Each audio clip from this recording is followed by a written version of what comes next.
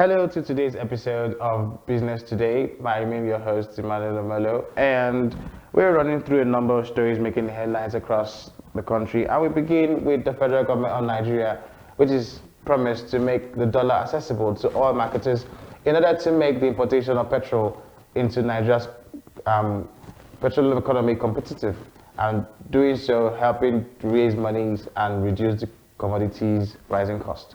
We know that the Nigerian National Petroleum Corporation has been the major importer of petrol in the country for more than 2 years, and this system had raised issues of monopoly. We learned earlier this week that oil marketers met with officials of the Federal Ministry of Finance on the need to make the foreign exchange available for petrol imports.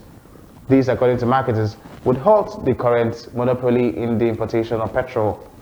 Soon after, Nigeria's Minister of State for Petroleum Resources, Timothy Silva, indicated that the necessity to deregulate the petroleum streams, as Nigeria's current crude prices are largely dependent on market forces outside the country. We learned this week that new price regime has started in the country, and as at today, the price of petroleum resources, petrol per litre is 170 naira and the pump price. So, according to the minister, a simple change in international policies largely influences the petroleum sector as well as crude prices, and the system urgently needs to change if Nigerians are to begin to enjoy the benefits of the regulation.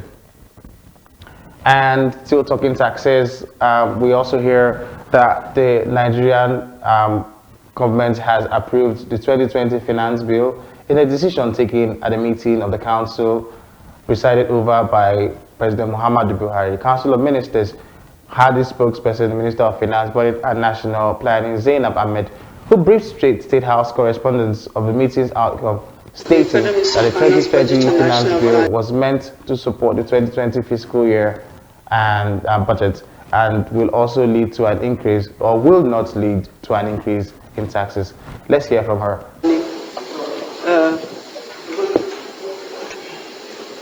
Supported by the National Fiscal Policy Reform Committee, submitted a memorandum to Council for the approval of 2020 Finance Bill to support the 2021 fiscal year budget. Through this finance bill, so we recall that we did the 2019 finance bill. Through this finance bills, what we are seeking to do is to make incremental changes to tax laws relating to customs, excise, as well as other fiscal laws to support the implementation of annual budgets. When Mr. President presented the 2021 budget to the Parliament, he did direct that the 2020 finance bill will also follow to support the budget proposals. We're working on implementing current fiscal reforms in line with the multi-year medium-term framework, and over time we hope that with these finance bills that the fiscal space will be reformed on an incremental basis.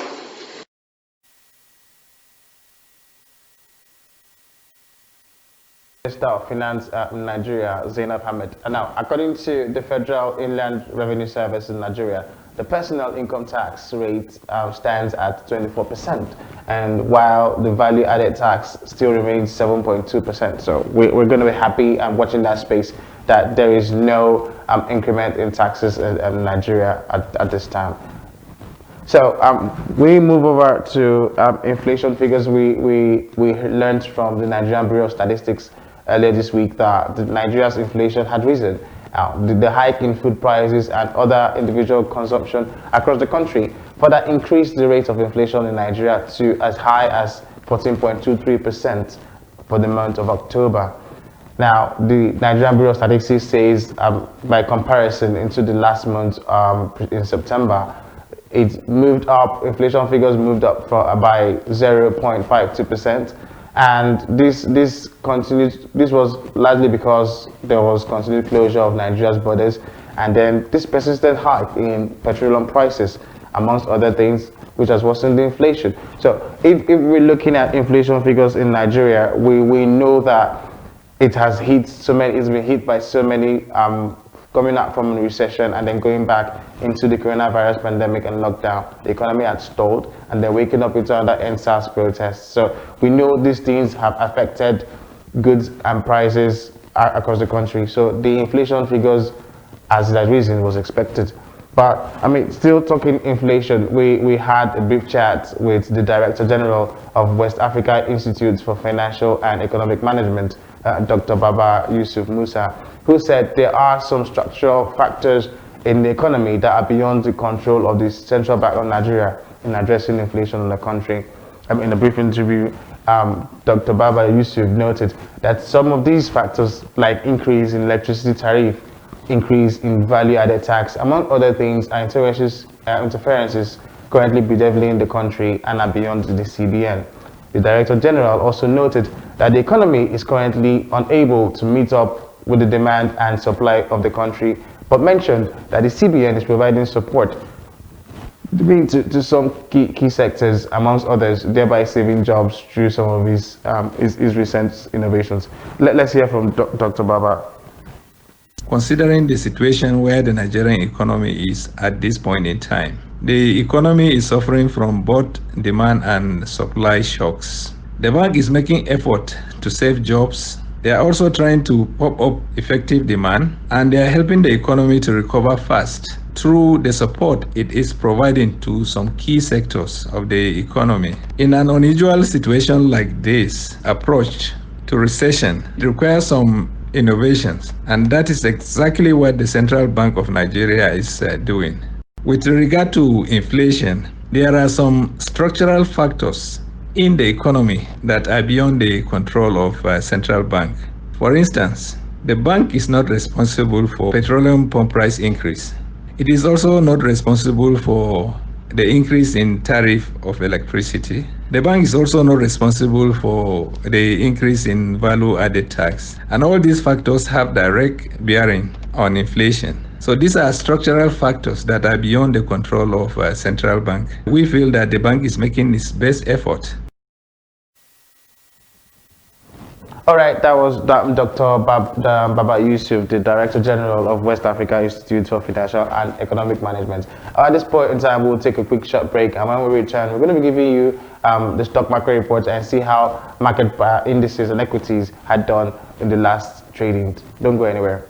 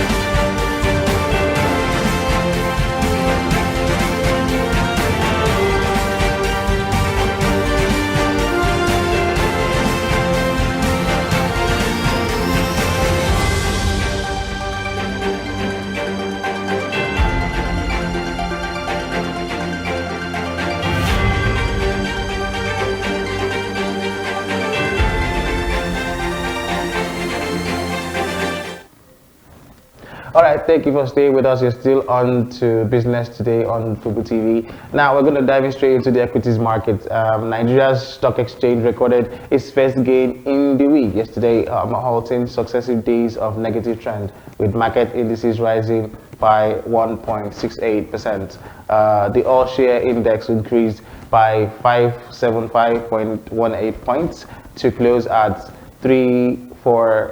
34,818.01, while investors gained 301 billion naira as market capitalization closed higher at 18.193 trillion naira. Now, volume, value, and number of trades all dipped to 1.32 million, 8.29 billion, and 7324 units. The uptrend was impacted by gains recorded in large and medium capitalized stocks, amongst which are Dangote Cement, Nigerian Breweries, Lafarge Africa, Dangote Sugar Refinery, and Zenith Bank. Market breadth closed positive with 38 stocks, in contrast with 8 laggards, and Link Ashore topped the gainers table with a percentage price change of 10%, while Connaught led the losers start with a percentage change of 8.62%. Now, Transcore, from our table, we can see Transcore topped the activity chart with 160.58 million shares valued at 172.16 million naira. And in all the trading, the total volume of shares traded decreased by 92.92%, with an exchange of 661.13 million valued at 8.29 billion naira in 7,324 deals. Now, we're looking at Nigeria's treasury bills, which from yesterday's information, we saw that the yields had fallen. Now, with treasury bill rates now at 0.09%, investors are now paying the government to keep their cash. According to the FMDQ, the Nigeria Interbank Treasury Bills true yield is a reference rate for tenured money market instruments. This is calculated from the discount rate of treasury bills and represents the prevailing yield at which treasury bills trade amongst Nigerian dealing members, that is banks and DMBs. So Nigerian Interbank Treasury Bills true yield went negative in the last trading, with a 90-day Treasury bill now trading for minus 0.0109%. The 6 months, 3 months, and 9 months Treasury bills true yield traded at 0.0369%, 0.0689%, and minus 0.0920% respectively. Now, from what we see, this suggests that investors are now willing to pay the government to keep their money for them, in trust, through bonds and other laws. So that's our package for you on today's episodes of Business Today. So stay with us. I will bring you more updates as we go on Fubu TV. Don't change the dial, because coming up next, it will be today's episode of Rise and Shine with Ada Obioma, Arewa Aleph, and Emmanuel Amolo. Do stay with us.